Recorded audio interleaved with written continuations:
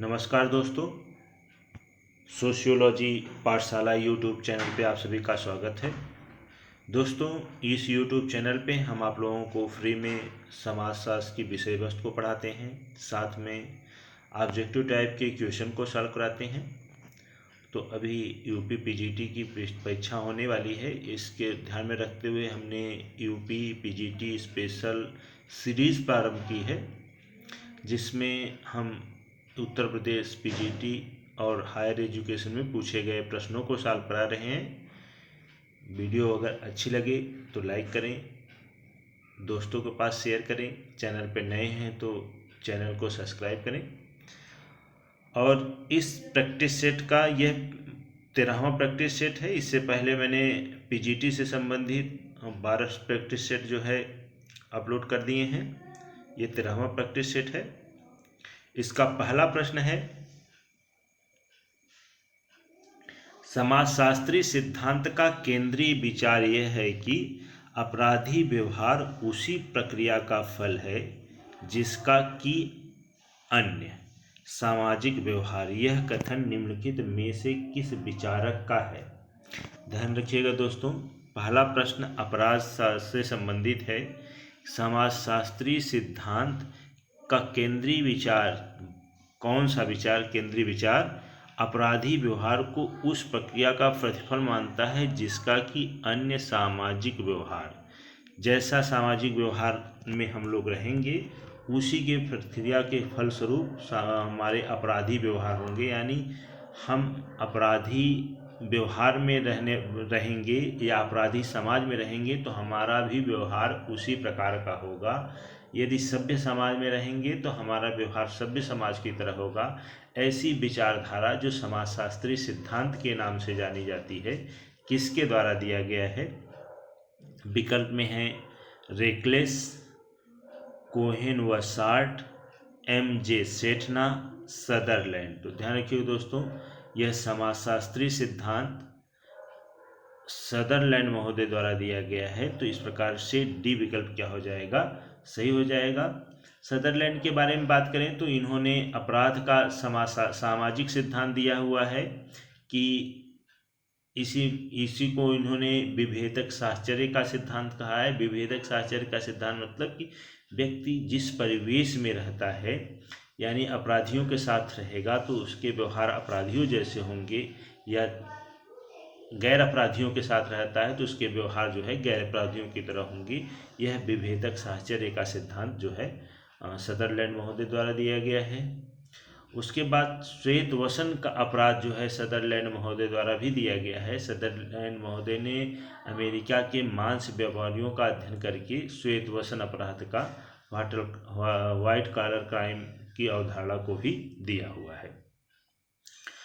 दोस्तों, अगला प्रश्न है इस टेस्ट सीरीज का, किसने पार्सन्स की सामाजिक व्यवस्था की तुलना आदर्श लोक से की है? कोटेशन है ये कि किसने पार्सन्स की सामाजिक व्यवस्था की तुलना किया है, किसे? आदर्श लोक के, कि पार्सन्स की सामाजिक व्यवस्था जो है आदर्श लोक के समान है, किसने कहा है? विकल्प में है Ralf Dahrendorf, Lewis Coser, Randall Collins, Erich Fromm. तो ध्यान रखिए दोस्तों, यह जो है राल्फ डेहरनडॉर्फ महोदय ने कहा है, तो इस प्रकार से ए विकल्प से हो जाएगा। राल्फ डेहरनडॉर्फ ने कहा कि पार्सन्स की जो सामाजिक व्यवस्था का सिद्धांत है यह आदर्श लोक की कल्पना के समान है। तो इस प्रकार से ए विकल्प क्या हो जाएगा? सही हो जाएगा। अगला प्रश्न है, कूट के माध्यम से देना कि कथन है और तर्क दिया हुआ है। कथन क्या है? अधिकांश सरल समाजों में धार्मिक कर्मकांड कुछ धार्मिक क्रियाओं का एक आवश्यक पक्ष है। तो पहला कथन देखिएगा, अधिकांश सरल समाजों मतलब जनजातीय समाजों में, सरल समाज जनजातीय समाजों की बात हो रही है, इसमें जो धार्मिक कर्मकांड होते हैं वह धार्मिक क्रियाकलापों का एक आवश्यक पक्ष है। तो यह बात तो सही है कि उसमें धर्म के जो कर्मकांड होते हैं वह धार्मिक क्रियाकलाप के एक आवश्यक पक्ष के अंतर्गत आते हैं। दूसरा है सरल समाज आर्थिक उद्यमों में अधिक निहित अलौकिक खतरों के प्रति जागरूक है। तो यह बात गलत है, क्योंकि सरल समाज मतलब जनजातीय समाजों की में आर्थिक उद्यमों में अलौकिक खतरों के प्रति इतना तो जागरूक नहीं है, क्योंकि उसके पास इतना नॉलेज नहीं होता। इस वजह से इसके प्रति आर्थिक उद्यमों के प्रति वह खतरों के प्रति जागरूक नहीं होता है। तो इस प्रकार से ए विकल्प तो सही हो जाएगा, किंतु तर्क जो आर है वो गलत है। इस प्रकार से सी विकल्प मतलब कथन सत्य है किंतु तर्क गलत है, तो ये हो जाएगा सी विकल्प सही हो जाएगा। अगला प्रश्न है दर्शकीय अपशिष्ट की अवधारणा किसने दी है? दर्शकीय अपशिष्ट की अवधारणा दोस्तों, दर्शकीय अपशिष्ट कॉन्सेप्शियस वेस्ट की बात किसने किया है? विकल्प में है Max Weber, T Weber, Marianne Weber, Thorstein Veblen. तो ध्यान रखिएगा दोस्तों, दर्शकीय अपशिष्ट की अवधारणा जो है थर्स्टिन वेबलिन महोदय द्वारा दिया गया है। तो इस प्रकार से डी विकल्प क्या हो जाएगा? सही हो जाएगा। थर्स्टिन वेबलिन के बारे में बात करें तो यह एक प्रौद्योगिकी निर्धारणवादी थे। प्रौद्योगिकी निर्धारणवादी का मतलब होता है, इन्होंने बताया कि जिस प्रकार के इस परिवेश की प्रौद्योगिकी होगी, यानी जिस समाज की प्रौद्योगिकी जैसी होगी उसी प्रकार से समाज में परिवर्तन होता है, या उसी प्रकार का समाज होगा। प्रौद्योगिकी में परिवर्तन होगा तो समाज में परिवर्तन हो जाएगा। इसलिए इन्हें प्रौद्योगिकी निर्धारणवादी कहा जाता है कि प्रौद्योगिकी समाज की परिस्थिति को निर्धारित करती है। और इनकी पुस्तक है, कभी कभी ये भी पूछ लिया जाता है, तो आप लोग इसको ध्यान रखिएगा। थर्स्टिन वेबलिन की प्रौद्योगिकी निर्धारणवादी हैं और इन्होंने पुस्तक लिखा है theory of the leisure class. Theory of the leisure class इनकी बहुत महत्वपूर्ण पुस्तक है, तो ये भी पूछा जाता है, आप लोग इसको भी ध्यान रखिएगा। अगला प्रश्न है दुर्खिम के अनुसार आधुनिक समाज में निम्नलिखित में से कौन सा मुख्य स्रोत सहबद्धता एवं एकता के लिए उत्तरदायी है? दुर्खिम ने जो है एकता और अखंड की बात करते हैं। कौन सा कानून जो है संबद्धता और एकता के लिए उत्तरदायी है? दमनकाली कानून, श्रम विभाजन, वर्ग संघर्ष में तीव्रता, शिक्षा का प्रसार। ध्यान रखिएगा दोस्तों, जब समाज में जनसंख्या घनत्व बढ़ता है तो वैसे वैसे क्या होता है, समाज में श्रम विभाजन बढ़ता है। ऐसा दुर्खिम ने कहा था कि जनसंख्या घनत्व बढ़ता है तो धीरे धीरे समाज में श्रम विभाजन बढ़ता है, और इसकी वजह से श्रम विभाजन एक कंपनी में काम करने वाले व्यक्ति मतलब ये होता है कि एक पर्सन दूसरे पर्सन पे क्या हो जाता है, निर्भर होता है। इसकी वजह से उनके बीच में क्या होती है, एकता आती है। तो यह जो है श्रम विभाजन के कारण होता है। तो यह जो होता है बी विकल्प क्या हो जाएगा? सही हो जाएगा।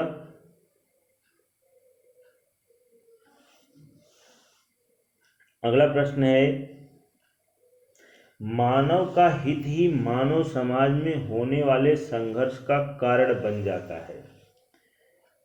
संभवतः यह कुछ एक दो पीछे वीडियो जो मैंने वीडियो बनाया था उसमें मैंने बताया था कि मानव का हित ही मानव समाज में होने वाले संघर्ष का कारण बनता है। यह संघर्षवादी सिद्धांतवेत्ता हैं राल्फ डेहरनडॉर्फ, रेजनहोल्फर, ओपनहेमर, कोजर, तो सभी इसमें संघर्षवादी हैं। तो यह जो है रेजनहोल्फर महोदय द्वारा दिया गया है। तो इस प्रकार से बी विकल्प क्या हो जाएगा? सही हो जाएगा। अगला प्रश्न है मिलान करना है और बताना है कि कौन सा सही सुमेलित है। इसमें पूछा है कूट के माध्यम से कौन सा सही सुमेलित है? तो ध्यान रखिएगा दोस्तों, पहला है आत्मावाद, सामने है अगस्त काम्टे। तो ध्यान रखिएगा, यह आत्मावाद का सिद्धांत जो है अगस्त काम्टे महोदय ने नहीं दिया है, आत्मावाद का सिद्धांत जो है टाइलर ने दिया है। तो एक के साथ दो होता तो सही हो जाता है, यानी कि यह जो है गलत हो जाएगा। दूसरा है जीवित सत्तावाद, के सामने जो है टाइलर दिया हुआ है। तो टाइलर महोदय जो है आत्मावाद का सिद्धांत देते हैं, न कि जीवित सत्तावाद। जीवित सत्तावाद की अवधारणा जो है मैक्समूलर महोदय की है, तो यह भी गलत हो जाएगा। तीसरा है प्रकृतिवाद, तो मैक्समूलर जो है आत्मावाद, जीवित सत्तावाद और प्रकृतिवाद की अवधारणा देते हैं, तो इसका मतलब मैक्समूलर, यह सही हो जाएगा। तीसरा है प्रत्यक्षवाद, प्रत्यक्षवाद की बात जो है अगस्त काम्टे कहते हैं, तो ये इस प्रकार से यह भी सही हो जाएगा। यानी कि पहला दूसरा मैच नहीं कर रहा है, तीसरा और चौथा जो है मैच कर रहा है। तो इस प्रकार से 3 और 4 विकल्प डी में दिया हुआ है, तो डी विकल्प क्या हो जाएगा? सही हो जाएगा। अगला प्रश्न है, सामाजिक विनिमय संपादन में व्यक्तियों की भूमिका को किसने कम महत्व दिया है? ध्यान रखिएगा, सामाजिक विनिमय के संपादन में व्यक्तियों की भूमिका बहुत कम होती है, बहुत महत्वपूर्ण नहीं रखती है। यह किसके द्वारा यह माना गया है? थॉमसन, पी विल्सन, जे स्टर्नर, मेलिनोवस्की, मार्शल मास। तो ध्यान रखिएगा दोस्तों, मेलिनोवस्की एक ऐसे विद्वान थे जो कूला विनिमय की बात करते हैं,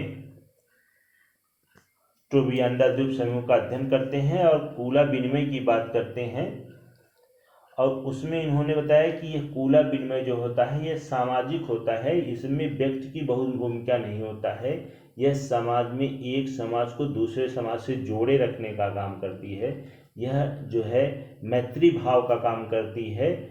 इसमें व्यक्तियों की बहुत भूमिका नहीं होती है, इसमें समाज की भूमिका ज़्यादा महत्वपूर्ण होती है। तो इस प्रकार से सी विकल्प क्या हो जाएगा? सही हो जाएगा। अगला है, निम्नलिखित में से कौन सी मूल विशेषता संरचना का प्रकार से अंतर स्पष्ट करती है? संरचना का प्रकार से अंतर स्पष्ट करती है, ये पूछा है। संरचना और प्रकार के बीच अंतर स्पष्ट करने के लिए क्या महत्वपूर्ण है? सामाजिक संगठन के स्वरूप, भागों की प्रकार्यात्मक परस्पर निर्भरता, सामाजिक व्यवस्था के अंतःक्रियात्मक भागों में एक क्रम, सापेक्षिक स्थिरता एवं परिवर्तन। तो ध्यान रखिएगा, संरचना जो है सापेक्षिक रूप से स्थिर होती है, जबकि प्रकार में परिवर्तन आते रहते हैं। तो इस प्रकार से सापेक्षिक स्थिरता एवं परिवर्तन जो है संरचना और प्रकार के बीच में क्या करता है? अंतर स्पष्ट करता है। तो डी विकल्प क्या हो जाएगा? सही हो जाएगा। अगला प्रश्न है, निम्नलिखित कथनों पर विचार कीजिए। संस्कृतिकरण प्रक्रिया है। नीचे 4 प्रकार के कथन दिए हुए हैं, इसमें से बताना है कौन सा कथन जो है सही है, ये बताना है। 4 नीचे कथन दिए हुए हैं। पहला कथन है अंतःजनित परिवर्तन। तो ध्यान रखिएगा, यह एक अंतःजनित परिवर्तन होता है संस्कृतिकरण, तो यह तो सही है।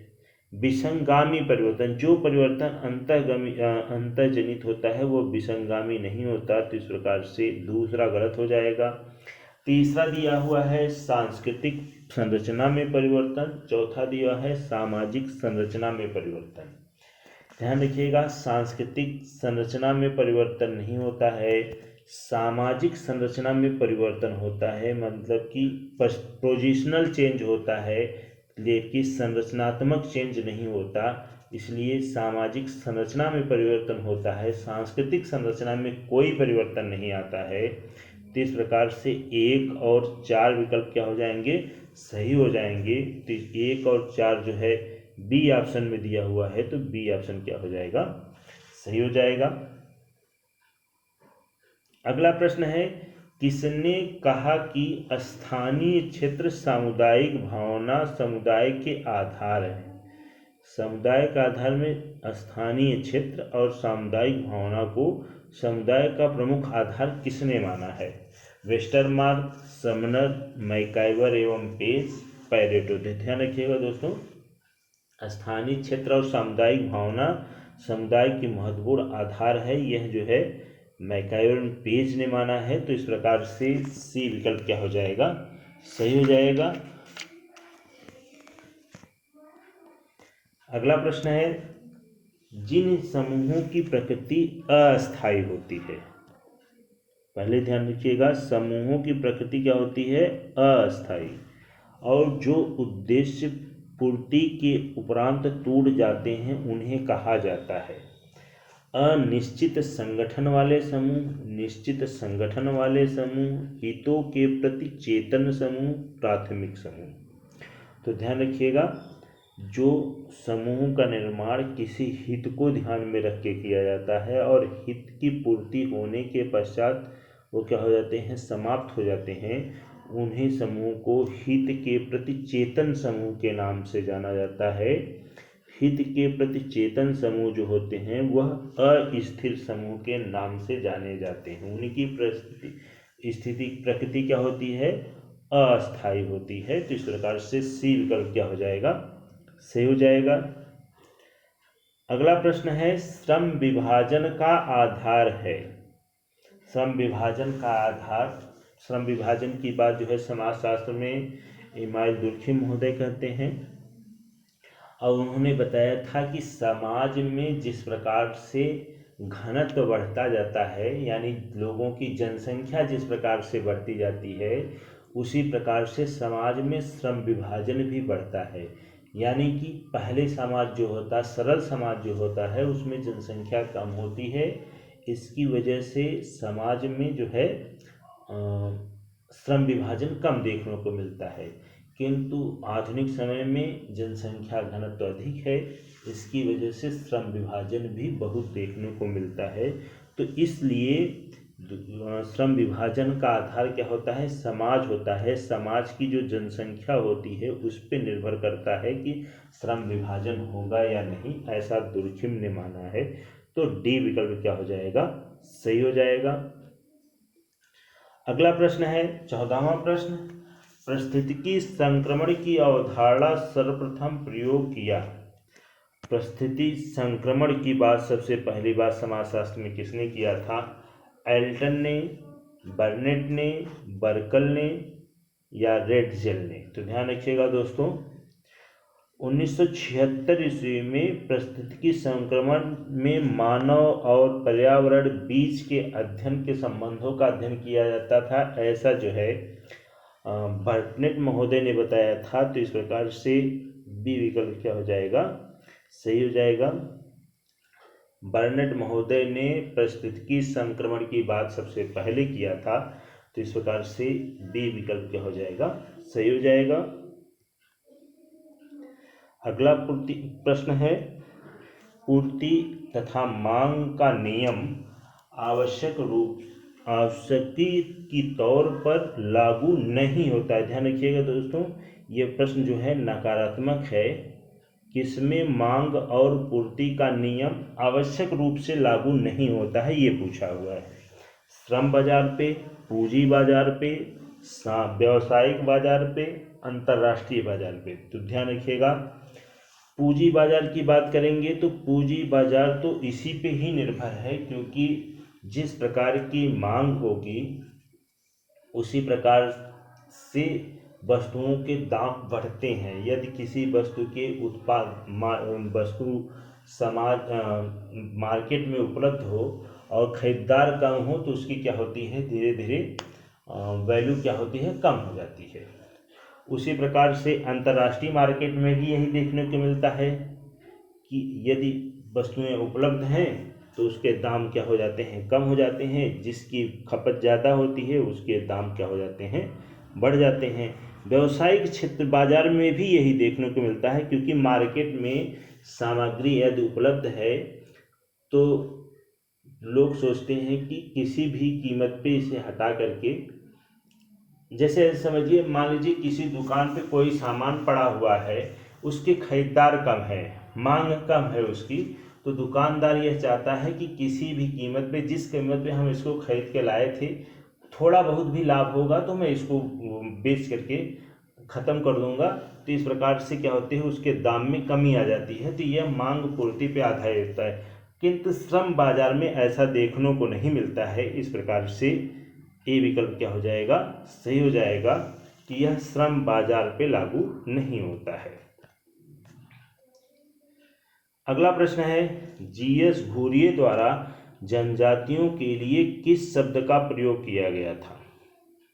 ध्यान रखिएगा दोस्तों, जीएस घुरिये ने जनजातियों के लिए किस शब्द का प्रयोग किया था। यह कई बार परीक्षाओं में पूछा हुआ प्रश्न है दोस्तों, पीजीटी में तो बार बार पूछा जाता है। जीएस घुरिये ने जनजातियों के लिए पिछड़े हिंदू शब्द का प्रयोग किया था। इन्होंने कहा कि जनजातियां जो हैं यह भी हिंदू हैं, किंतु यह ऐसी जगहों पे पाई जाती हैं जो पहाड़ी क्षेत्रों में या जंगली क्षेत्रों में पाई जाती हैं। इसकी वजह से ये क्या हो गई हैं, पिछड़ गई हैं, हिंदू समाज से पिछड़ गई हैं, इसलिए इन्हें पिछड़े हिंदू उन्होंने कहा। उन्होंने कहा कि यदि इन्हें सभ्य समाज से मिला दिया जाए या हिंदू समाज से मिला जाए तो इनका जो व्यवहार है, रहन सहन तरीका है, हिंदू समाज की तरह है। तो इसलिए इन्होंने इसे क्या कहा, पिछड़े हिंदू कहा, कि हिंदू हैं किंतु ये पिछड़ गए हैं, यदि इनको सही मौका मिलेगा तो ये हिंदुओं के समान व्यवहार करते हैं या हिंदू समाज में ये मिल जाएंगे।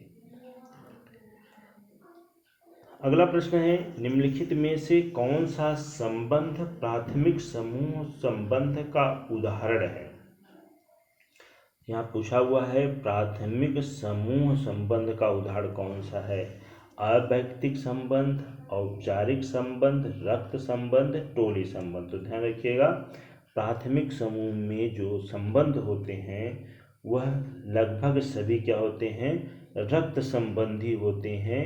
सिर्फ प्राथमिक संबंधों में एक संबंध मैंने बताया था डिटेल पढ़ाते समय, जैसे पत्नी जो होती है वह केवल विवाह संबंधी प्राथमिक नातेदार होते हैं या प्राथमिक समूह होता है। बाकी लगभग प्राथमिक समूह में जो होते हैं वो रक्त संबंधी होते हैं। तो इस प्रकार से सी विकल्प क्या हो जाएगा, सही हो जाएगा।